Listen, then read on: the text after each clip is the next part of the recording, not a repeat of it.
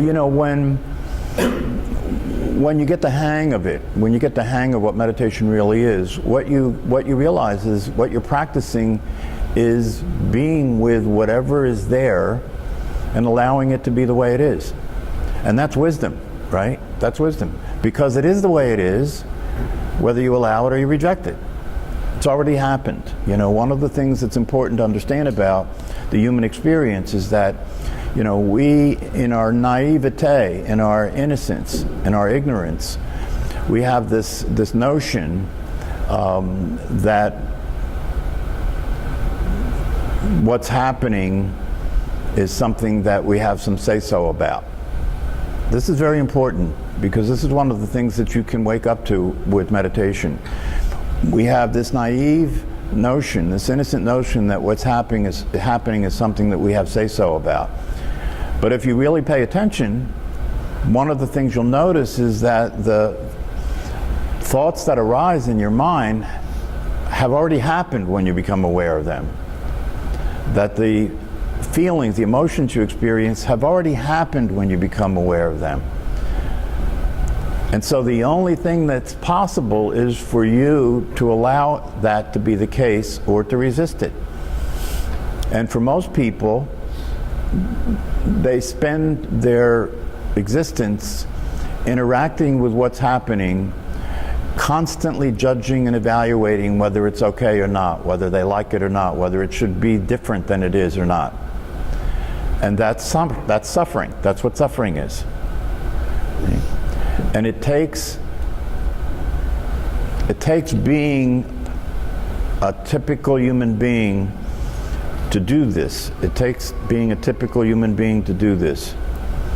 And we don't notice it. We don't notice that we're doing it because for most people who are involved in doing that, they're completely identified with being in that process of doing that rather than seeing what's happening. And we don't notice the fact that, for example, instead of experiencing what's happening, we identify with it. And what do I mean by that? Well, instead of noticing sadness, for example, that sadness came or fear came, right? What do people say?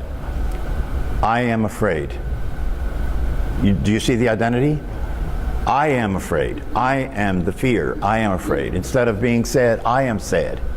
I am angry. I am hot. I am cold. I am bored. I am frustrated. And so when you identify with what's happening, there's no space. There's no space. No wonder it feels so uncomfortable, right? That I am the fear. If I am the fear, if I am afraid, now watch. If I am afraid, the only way to escape from the discomfort of the fear is to eliminate the I. To eliminate the I. If you eliminate the I, then there's just fear. There's nobody to be afraid. Or another way of talking about this is you could say that fear arises, fear appears, fear is there. There's a big difference between recognizing what's happening and being that. Fear arises. I am not afraid. I am there, I am present, and fear arises. Now, can you see there's some space now? There's some space. I'm not being it, but I'm being present to it. And when you're not being it, it's a lot easier for it to pass. It's not as sticky. You don't get stuck with it. That's why when we were doing the meditation, and I said that, notice everything comes and goes, right? This is one of the areas of liberation and relief when you wake up to the truth of yourself, is that everything comes and goes. Therefore, there's no need to be concerned about it as if it's not going to go, as if it's going to continue to be there. One of the things that keeps people upset and anxious, anxiety is fear, right? One of the things that gets people stuck with fear is they're resisting it. They don't want it. They're afraid of fear. Anything that you resist persists. So the dilemma that people are in as human beings is that they're living their life in a state of mind in which they're identifying with what's happening instead of being present to it. And the way that most people relate to what's happening is judging, evaluating, resisting, struggling, being in conflict with, trying to change, trying to escape. And that's the suffering, that's the hell realm. So one of the things that's possible through the practice of meditation is to wake up and become able to see, to observe, to be a witness to what's actually going on instead of identifying with it. And by being a witness to what's actually going on instead of identifying with it, you can begin to recognize the truth. You can begin to see things as they actually are instead of the way that they're being interpreted or misinterpreted. And that can end the confusion. What's the word confusion mean, right? It means that two things are confused, right? Two things are fused together, right? Confusion, right? Confusion is a way of talking about the experience that people have of who they are, right? Because what's fused together is the awareness that is the actual you, the awareness that is the truth of you, is fused together with this idea that you have of yourself as a person.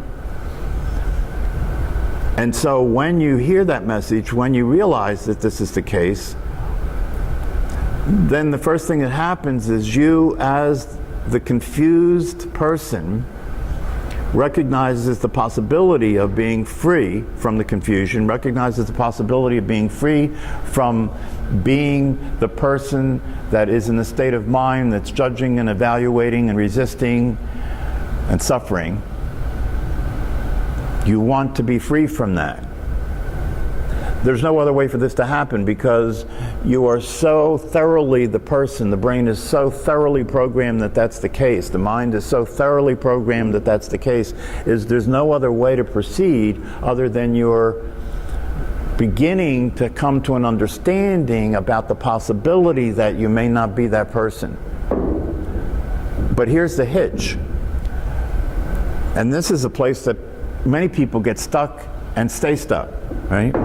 Is that upon hearing about the possibility that you may not be the person, that you may not be who you think you are, that you may not who you consider yourself to be,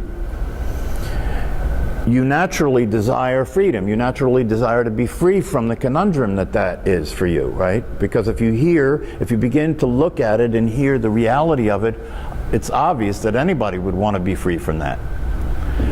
The hitch and the problem is that the you that wants to be free from that is the you that is being that. See if you can catch this. The you that wants to be free from that is the you that's being that.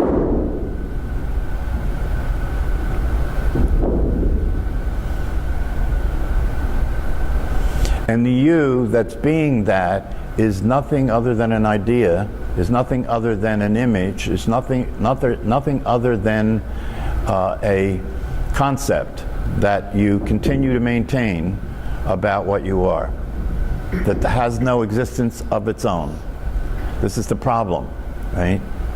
That who it is that human beings consider themselves to be has no existence of its own, therefore it is not real.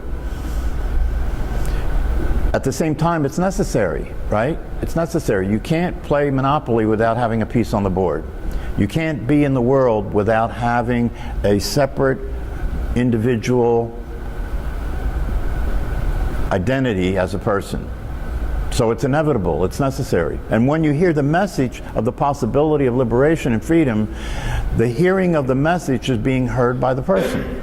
There's no other way for it to be, you know, because you can't get out of it. You can't get out of that consideration that's who you are. That's why when we interact about it here, right, the interaction about it is an interaction in which the person is confused. The person is asking a question about not being what they are. Do you understand? The person is asking a question about not being what they are. So you can't get out of it, right? Because you're being it, asking about not being it. Do you see the dilemma? You're being it, asking about not being it. And that's something that that for the most part, and I've studied this very thoroughly, it's something that for the most part is so automatic, it happens so mechanically and automatically that you don't know what else to do, right? Michael, you've talked sometimes and you stop talking, you say, well, I don't want to say that, right? Because you realize that you can't speak outside of being the person, right? You can't speak outside of saying I, and that's the person. So what do, right? This is very, very important because this whole business of waking up and self-realization is nothing more than seeing the illusion. It's nothing more than seeing the illusion. At one point I used to study these illusionists, these people that do these visual illusions like magicians, right? And it's a very interesting phenomenon because if you watch these people, and I would invite you to do this. You watch these people, like there's one guy that walks on water. Anybody ever see that one? Yeah. Yeah, there's one guy that walks on water. There's another one that I saw where a guy is standing in a restaurant with people, and he has two people hold up a sheet, right, and just for a few seconds, and then they drop the sheet and he's gone, and outside the window of the restaurant he's knocking on the window, right? And you look at this thing, and it's interesting because the reason it works is because your mind will interpret what's happening as if it's really happening, right? And that's why people say, oh, how did they do that? If you say, how did they do that, you're saying that they did do that person disappeared and appeared outside the window, right? That's how the mind is. The mind and the brain takes things immediately as being what's actually happening. But if you look at it, and you look at it with an awareness that it is not happening, it's an illusion, right? Then it's not hard to see how it's done, right? It's not hard to see how it's done. In that particular stunt, right, how would it be done? If what you're looking at, if it wasn't the case that that person disappeared and appeared outside the window, how did the trick get done? Now you're looking at it with your feet on the ground, right? Knowing that you're not seeing what's actually happening, right? How would it be done? It's really a no-brainer. It's an illusion. You trick the mind. Yeah, but what did the person do that did the trick? It's going to be out there in the first place. Then who was inside the restaurant? A lookalike. Yeah. There's no other possibility. Yeah. You find somebody that looks like you, right? In a lot of these cases, these people have a twin, or they actually search for somebody that looks just like you, and that person's outside. Simple as that. The obvious is what's missed, right? When you see these people that do these tricks, the guy that walks on water, now obviously he's not walking on water, right? So how's it done? Plastic plexiglass. Yeah, there's a plexiglass thing on the water that he's walking on, and all he does is practice making it look real. And then they do things like the one that I saw was that he's walking on the Thames River in London, and there's a big crowd there, right? And you know, it's videotaped. These things have to be videotaped because there's a setup. They have to go there the night before and put all this stuff in the water, right? And then as he's walking across the water, behind him, some people are rowing in a canoe and row past, right? To make it look like there can't be something there if that's what's happening, right? Right? But there's a gap. He knows where the gap is, right? So it's interesting because why is this interesting? Why is this important? Because it's the same thing. You're an illusion. Just like the illusion that the magicians are doing, you're a magician. You produce an illusion of yourself as real. How do you do that? You see, if you step back from it and you look at your own production of yourself as real, in the same way that you're looking at the magic trick being done, how are you producing the illusion? Experience, memories. Yeah. See, the interesting thing about this illusion is that you're the magician and the audience, right? You're the magician and the audience. But you see, in this illusion, you forget that you're the magician and you're just playing the audience, right? And the audience is considering what's being seen to be real. The audience, you, as the person, is considering the illusion of yourself not to be an illusion, but to be real. And if you really pay close attention in the same way that you pay close attention to the magician, right, you can see the trick. The trick. The essence of the production of you as a person occurs in thought. Is it not the case? A thought arises. See, if you pay close attention, a thought arises, right? And that's all that happened. There's the thought that arose and the awareness of the thought. Yes? That's all that happened, right? Right? But there's an inference that you keep projecting and say, that's my thought. I thought that thought. It's not there. It's not actually happening, right? But you keep producing the illusion. A thought occurred, it's my thought. A feeling happens, I had that feeling. When my body does something, I did that. And yet there's scientific evidence, if you want to look it up on the internet, Benjamin Leibniz is the name of the scientist that did this research, where he was able to record brain activity, and he asked somebody to raise their hand whenever they decided to raise it, right? And they were recording brain activity, and what they proved was that the brain was starting to raise the hand before the person was aware of raising their hand. So it's an illusion. The idea that you're raising your hand is an illusion. It's magic. It's a trick, right? It's a trick. It's not happening. There is no real person. And the thing about that is that, you know, when we talk about this in terms of these teachings and practices, it creates some kind of confusion, because then you begin to say, well, wait a minute, if there's no real person, then who's on my driver's license? Then, you know, who is it that is doing all the doing that's being done in my life as a father, as a son, as a lover, as a husband, as a wife, whatever it is? If there's no real person, that doesn't make sense to me. You see, but this is the person looking at it, right? So this is the person who believes the illusion, saying it doesn't make sense to me because it appears to be real. Not only does it appear to be real, but I live in a world where everybody's producing the same illusion about themselves, right? So we all interact with each other as that illusion. And that gives more credibility to it, right? Because reality is a function of agreement. That's a very important thing for you to understand. Reality is a function of agreement. Not the reality that you see as awareness, right? Which is the reality that most people aren't seeing. They're seeing an interpretation or illusion of reality.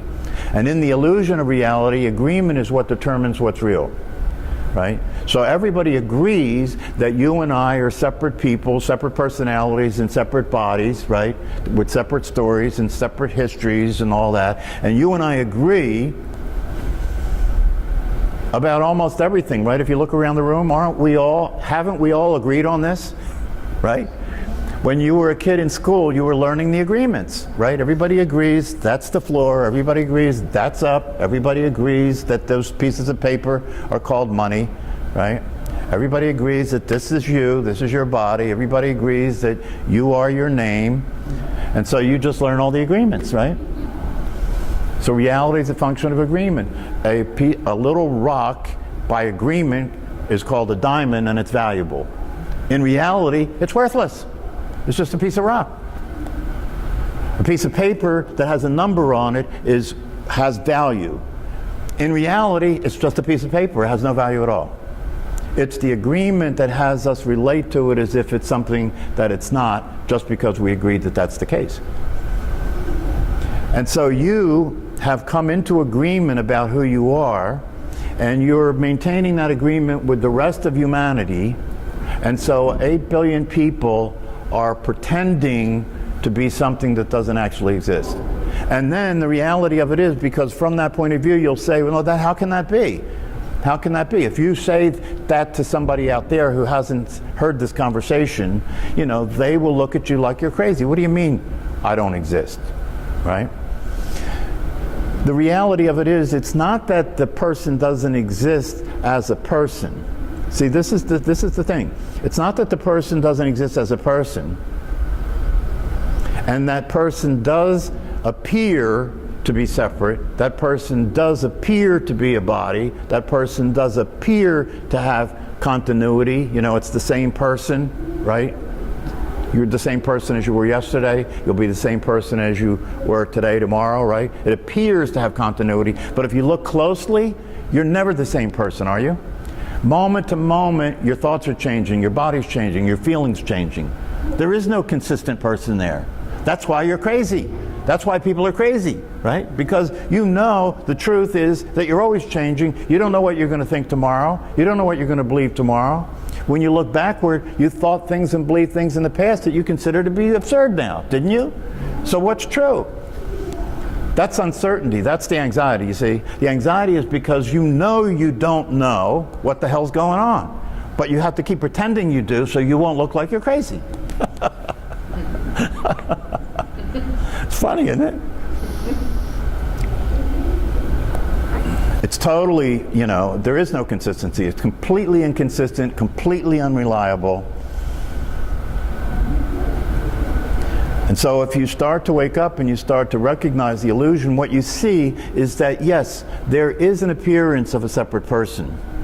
But the problem is, you've considered yourself to be just that and only that, rather than the awareness that came before that.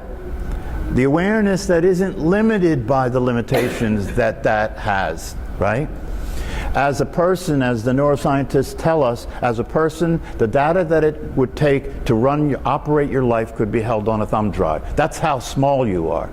That's how little your database is, right? In relationship to all that exists, which is overwhelming compared to the database you're using to live, right? And so it's not that the person doesn't exist. It exists as an appearance. It exists as a functional, practical reality. In order to be in the world, you have to have a body, right? But if that's all you think you are, then you will be subject to the suffering that occurs to that limited body and that limited person. You'll be subject to time and change. You'll be subject to the inconsistency, the irrationality of it, the craziness of your mind, the unrealistic conditioning that you've gone through as a person, the inevitability of the changes that will occur in your life in terms of old age, sickness, and death, right? So you're stuck in this story as a person. You're stuck in your story as a person. You're stuck in time. You're stuck in an inevitable outcome of death, right? That's what's happening. But if you wake up and you recognize that what you are is not the person is a concept. It's a practical, functional reality in which it's necessary to exist and be in the world, but what you are is the awareness itself, which is unlimited and doesn't change. It's totally consistent, totally reliable. It's there at all times. It's never not there, and it's always been there. And if you reorient yourself to knowing yourself as that, to being that, then all the things that you were suffering from disappear. Just like the illusion becomes an illusion, right? Remember I said earlier that the magician creates an illusion, but the illusion doesn't appear to your mind to be an illusion. It appears that it really happened. That's why you say, how did you do that, right? But in the case of being a human being who's producing an illusion of what you are, as soon as you see the illusion as an illusion, you're seeing it from the truth. You're seeing it from the awareness that you actually are. That's why when you look at a magic trick and you start from the beginning when you look at it from the idea, okay, this is an illusion, it's not really happening, right? And if you see that it's an illusion, it's not really happening, then you can see it doesn't take much to see what's really going on. The same thing is true with yourself. If you see that who you consider yourself to be is an illusion, then you can pay closer to pay closer attention and see how the illusion is being manufactured. One of the teachers calls that selfing. Selfing. You're selfing. There is no consistent self. There is no physical self. Selfing is the continual generation of the illusion, and it takes your energy. It requires a tremendous amount of energy to keep producing the illusion of who you are, doesn't it? I mean, really take a look. Look at the energy that it takes to continue to generate your identity, right? You have to keep proving you exist, right? By having a point of view, by being a person that's unique and separate, by choosing what you like and what you don't like, by taking action in the world to show that you exist, that you can have an impact on everything. This takes a tremendous amount of energy. One of the teachers I study said that you're henriching energy. You know, when you're in the state of personhood, you're henriching energy because it takes a tremendous amount of energy to keep this pretense going. You got to keep the story going. You got to stay aware of the other actors, right? They're supporting roles. You're the star, right? You got to keep the movie going. You got to keep the story going. You got to try and influence the outcome of the story, right? And here's the thing that's very important to understand. This story, this script is already written. You can't influence the outcome. You're trying to influence the outcome. You're trying to be consistent. You're trying to be secure. You're trying to stop time, which is ridiculous, right? You can't influence the outcome. The outcome of your movie is your death. Is it not? That's the story. That's the outcome. The outcome of the movie is your body keeps getting older, you keep getting more concerned about that, you're going to get sick, you don't want that, but it happens anyway, and then you die. That's the story. And you see, this is one of the things that in these teachings is very important for you to recognize the inevitability of the story, the futility of the story, the futility of trying to make the story work, trying to be happy in a dramatic movie that's going to end with your death. And you're trying to be happy in that movie. So in the movie what you do is you buy things, you know, you watch a lot of TV, you start to use drugs, you know, you start to distract yourself, you know, you try and make things last by marrying somebody, right? That'll make the relationship last. They can't leave me now, it'll cost too much, right? People actually get sick to keep their partner there, you know. Mind is a powerful thing, right? So it's very important, you know, it's just like Mooji said, you know, death is one of God's best creations, right? Because it sets it up. It sets up a situation in which you either wake up to the truth or you will die in the lie. You either wake up to the truth or the illusion will kill you because you don't know it's an illusion, you think it's real, and therefore you've got to die as an illusion. It's tragic. You know, most human lives are tragic. Do what I said before. Look at the illusion and see that it's an illusion. That's all it takes, is to see that it's an illusion. But once you see that it's an illusion, see, here's the thing. Here's the difference between the magic trick and the situation that we're in. Once you see the illusion, the brain keeps producing the illusion, right? You see it's an illusion, right? But the brain will keep capturing your attention and having your attention be pulled into the story, be pulled into the thinking, be pulled into the, you know, to the agreed reality, right? So in order to get out of that, you have to break a spell. It's not just seeing the illusion, you have to break out of the hypnotic state that you're in. It's a trance. And the only way you can break out of the hypnotic state that you're in is to develop your ability to pay attention. That's meditation, right? Develop your ability to pay attention and then watch the illusion being produced called you, the person, the way you would watch the magic trick being done knowing that it's not real. You have to watch that, have to pay attention to that consistently as you go through your life, and you're drawn by all the things in the world that keep saying you're a separate person, you see. So you have your own production going on in terms of the movie you're in, but that movie's in this movie, right? That movie's in the nightly news movie, right? That movie's in the world movie, right? And so there's a tremendous amount of pull on the idea that you are a separate person, and because that's the case, you have to develop high intention, focused attention, to pay attention consistently and use your ability to be mindful, to watch the illusion getting produced. And as you do that, as you watch the illusion being produced, you are watching it from awareness. You see, who you think you are can't become what you are. Who you think you are can't become what you are. Who you are can see what you're not. that's the only direction it'll work from, because who you think you are isn't a real place to see anything from. It's an illusion. And so that's one of the reasons that a lot of teachers say you can't, and if you get this, it can like flip it right away. You can't get out of something you're not in. You can't stop being what you're not, since you're not that. But what will happen is that's what will happen. You'll try to get out of being what you're not. You'll try and become what you are. You'll try and change, right? But that which is trying to do all that doesn't exist. So one of the great teachers said, a presupposed non-existent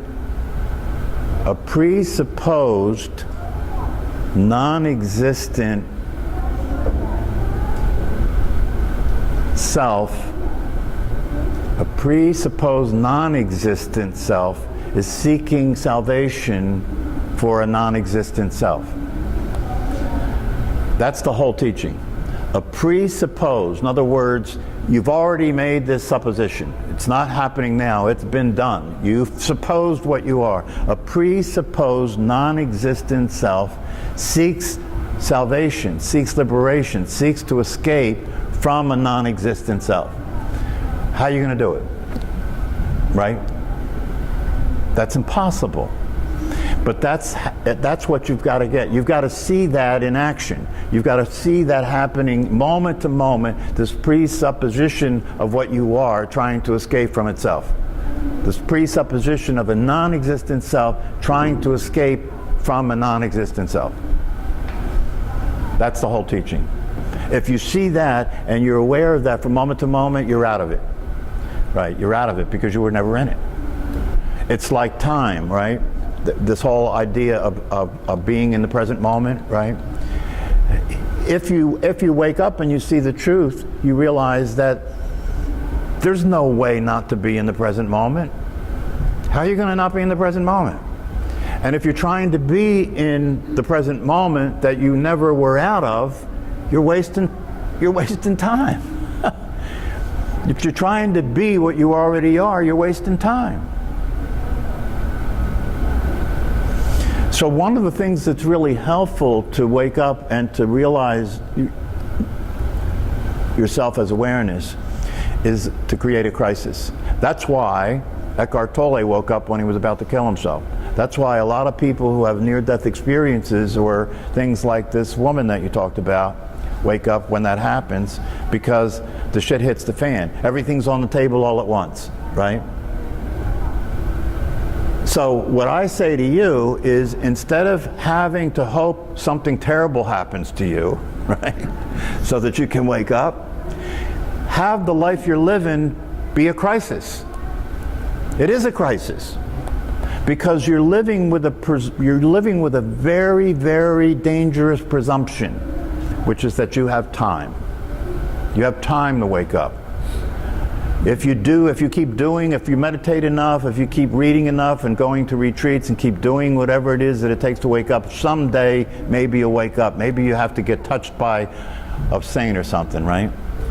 People do that, right? I mean, people are still going to India like that's the trick, right? But that's a very dangerous game to play, right? Because there is no such thing as the future. So if you're living your life as if there is a future, you're playing a very dangerous game with your life. And if you see that that's the truth, then you should experience a crisis. And the crisis you should experience is that you're no longer willing to be in the state of self, in the state of person, in the state of this, in the movie. You're no longer willing to be in this movie that you're in. You know it's not going anywhere. You know it's futile. You're no longer willing to be in that movie. You're desperate in terms of wanting to get out of the movie. And so by creating that crisis, it helps to turn the fire up. It helps to turn the heat up. Do you see what I'm saying? The heat's got to be hot enough for you to get out of the situation. You got to want it to be, you have to have this occur to you like you have a grenade in your hand, right? That you have a grenade in your hand and the pin's been pulled. That's the way, that's the crisis. existential crisis. You don't have time. You don't have time. That's why a lot of the teachers will say, that's why in the last class on Tuesday night, I think it was Tuesday night, that I said, let's do a thought experiment, right? And I said, what if it was the case that you had a week to live? You've heard about the possibility of freedom. You know that it's actually possible to escape death, that death isn't real to the truth of yourself. And if you had a week to live, having had that possibility be a possibility you're aware of, how are you going to relate to it now? Seemingly so. See, that's what people, one of the common things that people interact with this about when they talk to teachers is, I have it and then I lose it. I'm in it and then I'm out of it. I'm in the movie and then I get out of it. And I'm in it and I'm out of it. And the reality of it is, what you are as awareness itself never changes. You're never out of it. So if that's the case, right, then what's happening? What's happening is your attention is getting taken by certain thoughts, right? Your mind will produce exactly the thoughts and feelings and perceptions that will work to get your attention. And your mind's going to up the ante. If you succeed in being consistently the awareness itself, the mind will produce more dangerous thoughts, more important thoughts, more upset, right? To pull you back in, right? Because it thinks it's in danger. That's right. It thinks it's in danger because the way the mind and the brain are programmed is if who you think you are doesn't exist, then you'll be dead. And its program is to keep you alive. So it will do whatever it takes to keep you in that state of being a person, even though it's not true. And that's where you have to have courage. That's where you have to be willing to jump off the cliff. That's where you have to be willing to free fall. And the mind will tell you if you're free falling, you're dead, right? You're dead. But in this free fall, there's no ground. In the true free fall, there's no ground. In the true life, there's no death. In the true life, there's no death. So you really have to make it into a crisis. You really have to understand what's at stake here. Every day you live as a separate person, every day you live identified with your body, every day you live identified with the story is another day lost because you're not alive at all. You're not alive at all. You're pretending to be alive. That's why it doesn't feel real. Do you ever notice that? It doesn't really feel real because you're pretending to be alive. You're acting as if you're real, but you're not real. And you really know that that's true because who you are is who you are, even when you're pretending not to be that. Do you understand? That's the emptiness that human beings feel. That's the emptiness that human beings feel, that they're trying to fill that void with enough relationship, with enough money, with enough whatever, try and fill that emptiness, right? But there's no escape from it because there's nothing to escape from. All you have to do is wake up. So, you know, as one of my teachers says, you've been served the spiritual subpoena. Right? And now you either have to, you know, work even harder to ignore the truth because you've had it presented to you in a way that you can understand. So you either have to work harder to ignore the truth or let yourself have a crisis or simply wake up. The easiest possible thing to do is wake up. It doesn't involve anything. It's already true. All right. See you later. Thank you.